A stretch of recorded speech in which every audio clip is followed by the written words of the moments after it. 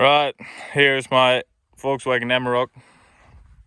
I've had it for a year now. Someone, before me drove around 40,000 kilometers with it. I've driven 50,000 kilometers with it in the past 8 months. So I've done a lot of driving, and I just want to make this quick video just to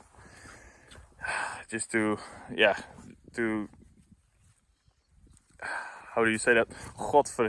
For the people that don't understand, I'm here in Australia. I got this fucking fly in this magnificent head. So it's a great idea to have this. But if you don't close this thing down, it gets quite annoying because flies get inside the tent. That's not good. Alright, so I just wanted to make this video about this car that I've been driving for almost a year, and I just really love it. I think it's really great.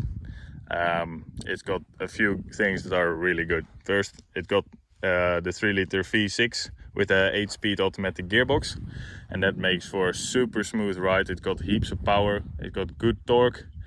I think it's 240 horsepower, and then it says something about overboosting for a few seconds to 280 horsepower or something. Don't know exactly what the torque numbers are, or torque figures. That's been really good, and the fuel consumption is great. Here in Australia, your maximum speed is around 110 to 100 and or 100 to 110, depending on what state you're in. And with that sort of speeds, you get like easy under 10 liters per 100 k's, which is really good considering this very heavy vehicle. It doesn't really seem like it, but you'll see that when I show you what's in the back. I use this as a service vehicle. I work for a company that sells these self-propelled sprays. It's called Agrivac. It's from the Netherlands, and I use this Amarok as a service vehicle. So I didn't have a lot of time at the time when I got this car to set it up, so I've just put some drawers in, left some space around the drawers so that's sort of a U-shaped, so that you can stack all kind of material and tools down the sides, and then in the drawers everything is a bit like more organized. So there's all this diagnostic stuff for all the electronics, and here's all kind of parts and some tools, and it's a bit messy now because I'm just on this job. But so there's a lot of weight here in the back. I got water and diesel, and there's an inverter and an extra battery there, and there's all kinds of stuff that I put in, some lights, some LED lighting, and this car's got the upgraded suspension. So it's got a what they call here a GVM upgrade, so that sort of your maximum weight is allowed to be higher. So it's got different shocks, I think, in the back. I'm not so sure about what they did with the leaf springs. Might be upgraded, not so sure. That was done before I got it. And then in the front it's got different springs and shocks. So it's all sort of for the purpose of carrying a bit more weight.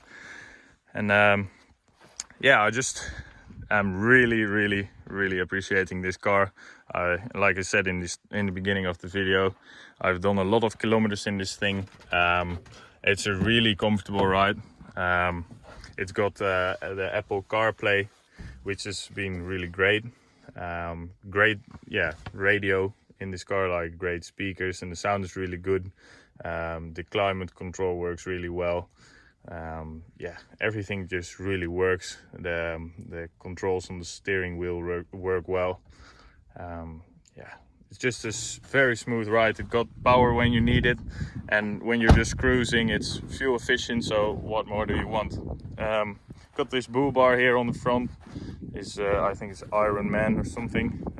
Some extra spotlights. The only thing that I think is not good about this car, that I think is really quite bad, are the standard lights. I know that there's a upgrade model, you can upgrade to like the LED lights when you go one model up, but the factory lights are just really bad. In particular, if you don't run the spotlights when you drive into a town or something, the lights are really bad.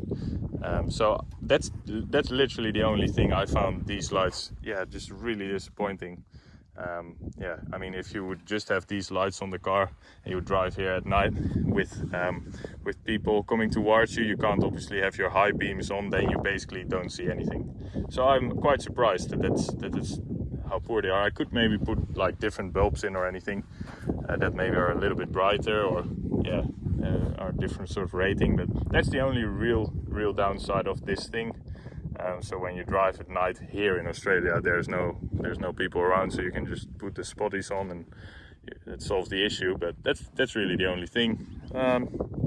Yeah, and then this other stuff that I got on is UHF and a booster, phone signal booster. So yeah, this snorkel has helped me a few times going through some very deep, very deep, what's very deep, but I've had the water, I think, till just above the tire sometimes, so it's also getting a little bit scary with the doors and how do you say that, the waterproofness of the car. But yeah, that all went well, and yeah, just a quick video of me describing how much I like this car. And yeah, it's not the most, it doesn't have the best information in this video probably, but I just wanted to make this quick video and yeah, let me know what you guys think about your Amaroks.